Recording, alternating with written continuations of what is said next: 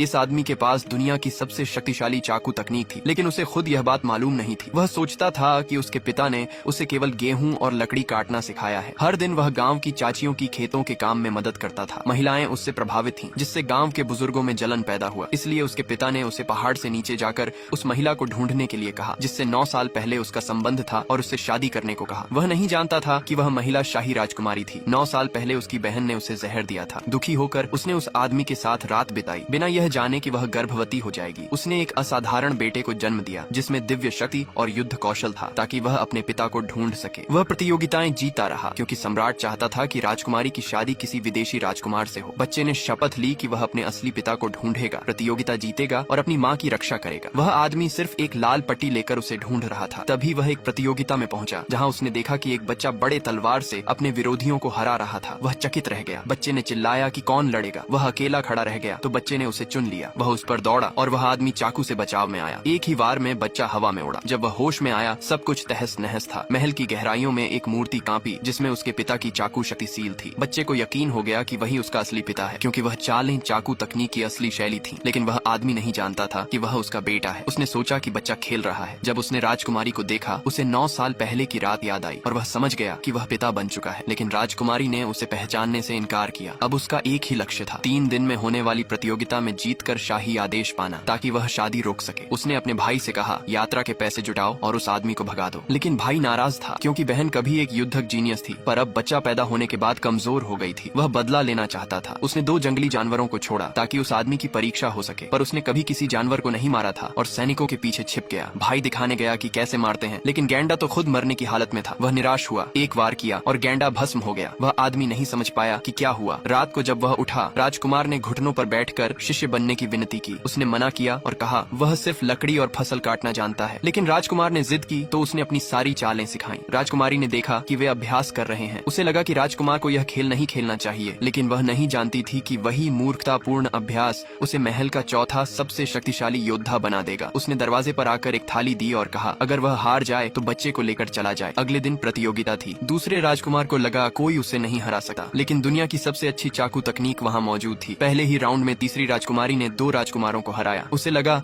अब कोई उसका सामना नहीं करेगा, पर छठा राजकुमार खड़ा हुआ, वही जिसने सालों पहले बहन को जहर दिया था और अब बदला लेना चाहता था। सभी को लगा उसके पास कोई मौका नहीं है, क्योंकि तकनीक राजकुमारी को दूसरे राजकुमार ने सिखाई थी। लेकिन एक निर्णायक क्षण में उसने उस आदमी से सीखी चालें अपनाई और तीसरी राजकुमारी को हरा दिया। सभी हैरान थे। दूसरे राजकुमार ने खुद मुकाबला किया। 2 राउंड के बाद छठा राजकुमार गिर पड़ा। उसने उस आदमी को कसम याद दिलाई। तब वह आदमी मुकाबले में कूदा और दुनिया की सबसे शक्तिशाली चाकू तकनीक दिखाई।